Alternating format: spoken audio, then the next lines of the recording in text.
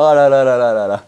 Je vous cache pas que j'avais juste envie de changer le chiffre de ma vidéo, de passer du 4 au 5 et de changer juste la miniature tellement il y a peu de nouveautés à part le nom qui change. Bonjour à tous et bienvenue dans cette nouvelle vidéo, c'est Hugo sur la chaîne Gigatop. Vous l'avez bien compris, on va parler du Oppo Find X5 Pro. Allez, c'est parti.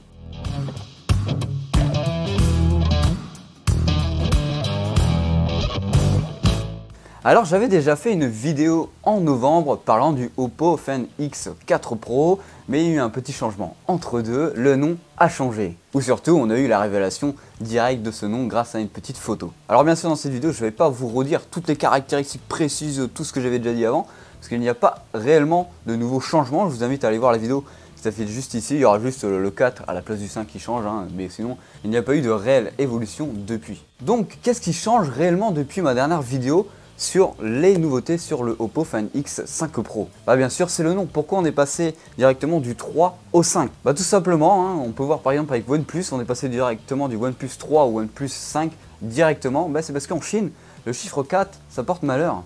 Donc quelles sont les nouvelles nouveautés qu'il y a eu depuis ma dernière vidéo? Mais c'est qu'avec le leak de cette photo, on a eu la confirmation que le microscope allait à la poubelle. Donc on va avoir un capteur en moins sur ce Oppo, et c'est pas pour me déplaire parce que le capteur ne servait pas réellement à quelque chose. Sur le leak de cette photo, on peut voir quelques mentions assez intéressantes sur les capteurs photo à l'arrière du téléphone. On y voit la mention Mari Silicon X. Et là vous allez me dire c'est bien, mais moi je sais pas ce que ça veut dire. Moi aussi, je l'ai appris. Mais ne vous inquiétez pas, je vais faire part de mon savoir. Alors c'est une puce maison dédiée au traitement de l'image. En gros, c'est une intelligence artificielle qui va retraiter l'image pour la rendre plus belle à la fin de votre screenshot, de votre photo, de votre voyage tout simplement. Alors il y a Google qui le fait extrêmement bien sur cette partie-là. Deuxième mention qu'on peut voir à l'arrière de ce téléphone et qui est ma foi assez intéressante, c'est la mention Hasselblad. C'est la même mention qu'on peut retrouver sur les OnePlus, sur le OnePlus 10, le OnePlus 10 Pro, etc., même les versions avant. C'est essentiellement dédié sur la photo. Et vous allez me dire qui est Hasselblad pour ceux qui ne connaissent pas qui ils sont. Alors tout simplement, je vais aller chercher sur Wikipédia et puis je vais vous lire littéralement ce qui est écrit. Hasselblad est un fabricant suédois d'appareils photographiques de moyen format réputé pour leur grande qualité. En gros, pour la faire court, c'est un concurrent de Leica dans le monde de la photographie. On peut voir que Huawei a énormément d'optiques ou de capteurs de Leica et maintenant Oppo va avoir ceci sur leur téléphone.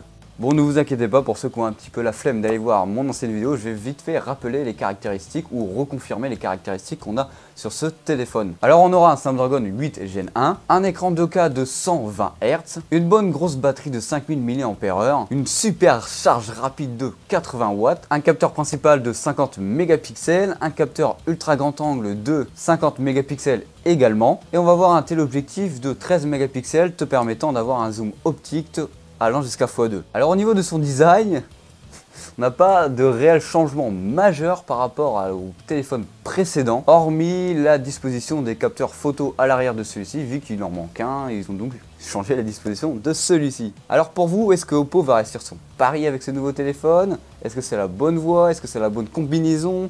Est-ce que vous êtes fan de Huawei en France? Ça, cela reste à voir, et à vous de me le dire en commentaire. En tout cas, j'espère que cette vidéo vous aura plu. N'hésitez pas à vous abonner, à liker et à faire tout ce qu'il faut. Allez, je vous fais un gros bisou. Salut!